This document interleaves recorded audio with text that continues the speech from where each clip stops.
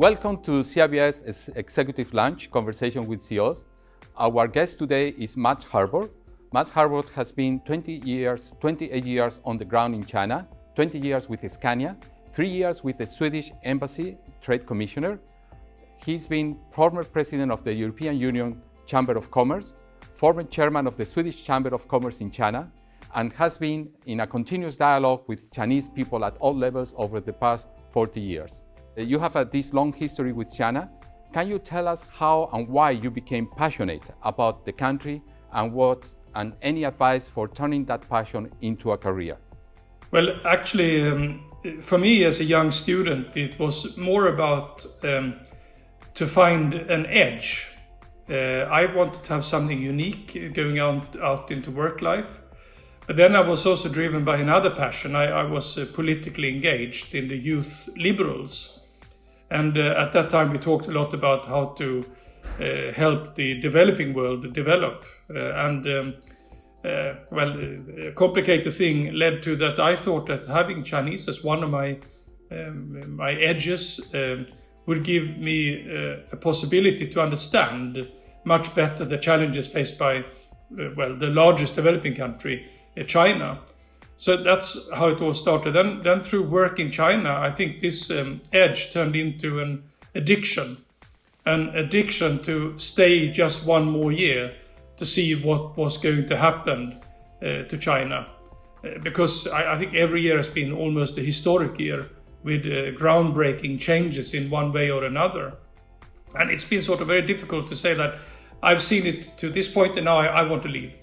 And to that you can add that I've had some very interesting and challenging job opportunities in China.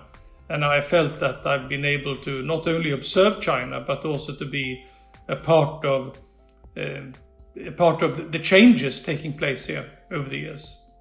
For you, what are the most important things that you have seen changing in this country? From the time you arrived, it was almost at the beginning of the transition, yeah? The opening of China today. How different is China today from that time?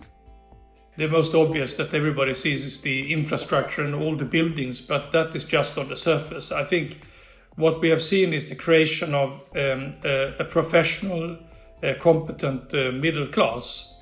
Mm-hmm. We've seen a country that was almost in shatters that has now turned into a well-functioning, rather modern state that is able to cope with its own and external challenges. So it is a complete transformation in all aspects of a backward, underdeveloped, developing country. And I would say where the middle class is at the core of that development. Chinese domestic companies are becoming better and better and covering more aspects of the Chinese market. The multinationals, when they came to China, they found a very different country than today. Do you think still are opportunities for Europeans, multinationals in China?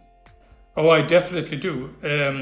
We said a few years ago in the European Chamber that the golden age for multinationals in China was past us. But I still believe that the golden age lies ahead of us. And the reason I say that is because the next big thing that is going to happen in China is strict enforcement of modern rules and regulations, which will create even more level playing fields. And I think that European companies, we thrive in business environments where we compete on equal terms. Of course, that said, we should not underestimate that the Chinese companies are becoming extremely competitive in all aspects, not least in innovation, service-mindedness, reaction speeds, and so on. But if we can keep up with that, of course, this is a fantastic place where European companies should be able to continue to compete in a good way. Do you see any specific industry or area in which European companies, multinational companies, have an advantage? No, actually, and I asked this question to one of my colleagues when I was heading the Swedish Trade Council in China. Mm-hmm. What area should we focus on? And my colleagues said to me that you can focus on any area because there are needs everywhere. And I think it's more about coming to China with a very clear value proposition and to make sure that you deliver that in a completely compliant way.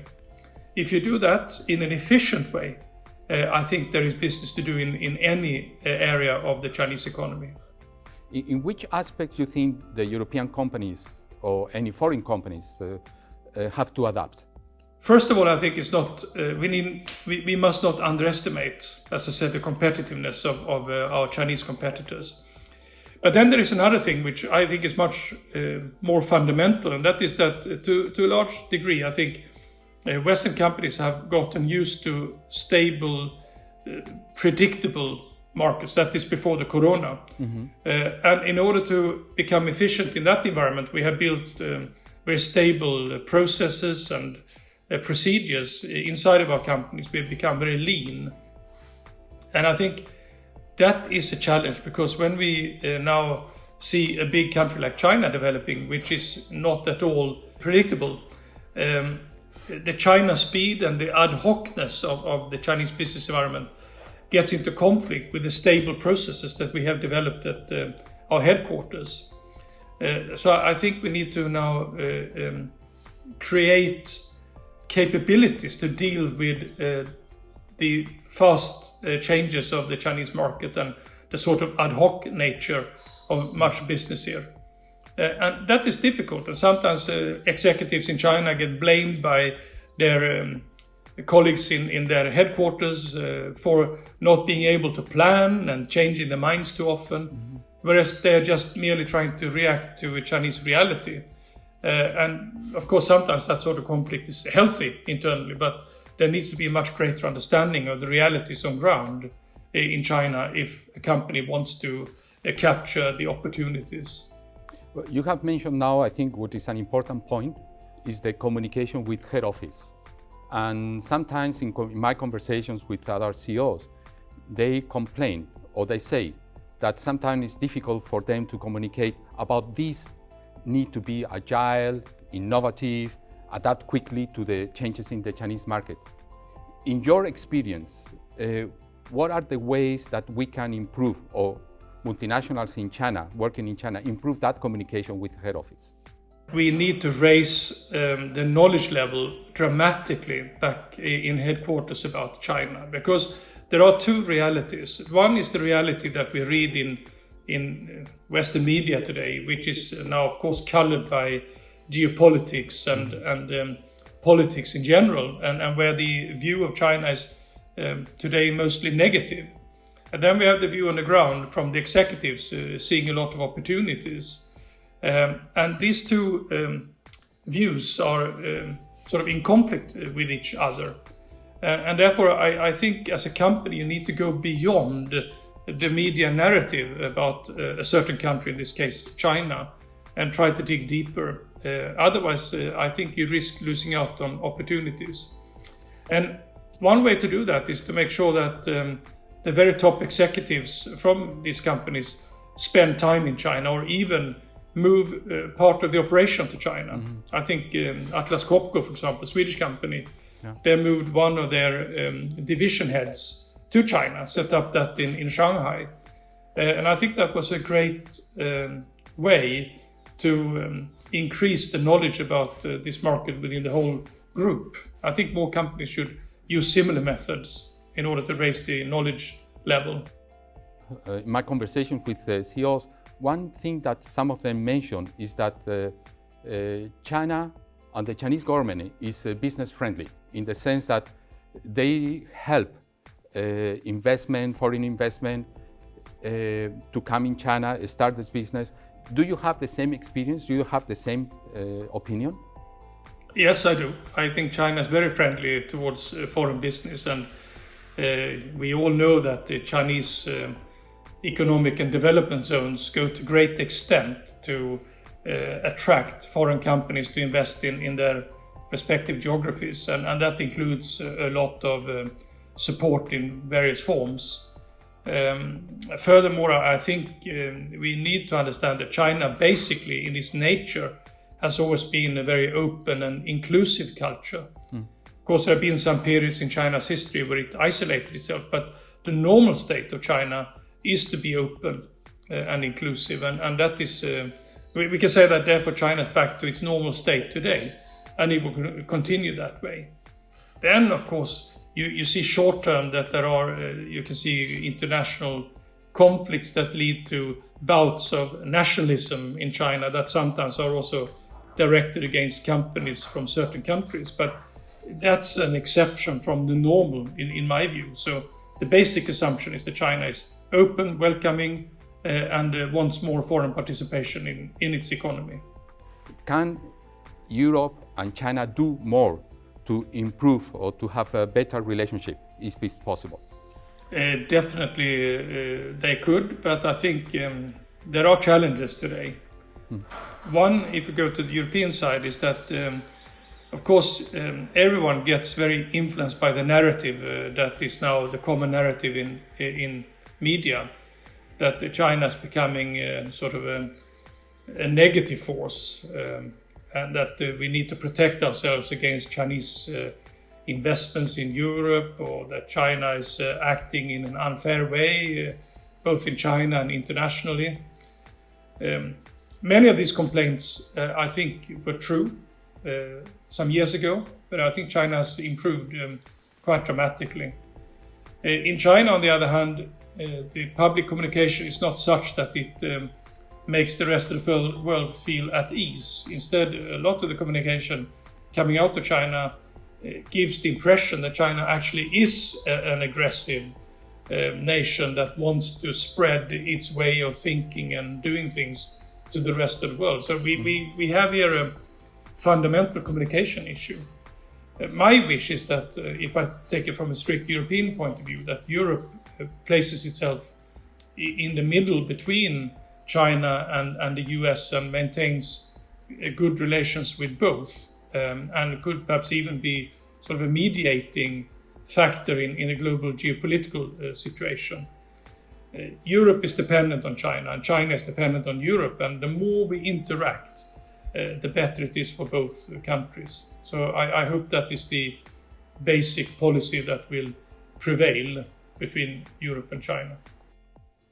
You know that we are CEIBS, and our name stands for China Europe International Business School. So China and Europe are both part of our name, and we pride ourselves to bridge both locations in the world, China and Europe. You, as former president of the European Chamber of Commerce in China, what qualities do you see in successful executives to bridge these two geographies? I think we need to have a great degree of humbleness on both sides, openness and curiosity, and we need to possess an ability to see both sides of a situation. It's never black and white. It's always somewhere on the gray scale. And we should not be too quick to draw conclusions. Instead, we should be very curious to understand the underlying factors of someone acting in a way that at first sight may not seem rational. But if you put it in its correct context, you can understand why a certain country or an individual acts a certain way, because it is rational in that context. And with that deeper level of understanding, I think CEIBS and others can play a very important role to bridge Europe and China. And that is what students from CEIBS and we as business executives, that we need to do on a daily basis.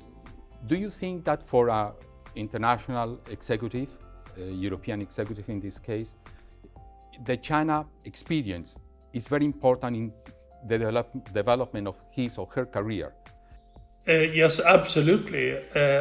I think we come to a situation where, at least in a number of industries, the Chinese market is already the largest in the world, and the company, no matter if it's a foreign company or a Chinese company, the company who manages to develop business in China in a profitable way and who takes a large chunk of the market gets the economic muscles to sort of also influence that industry in the rest of the world. If you're successful in China, you have the chance to continue to be a successful global company. But if you lose out in China, you may see your global position threatened. And of course, to help a country guide to success in China requires a lot of deep competence and knowledge.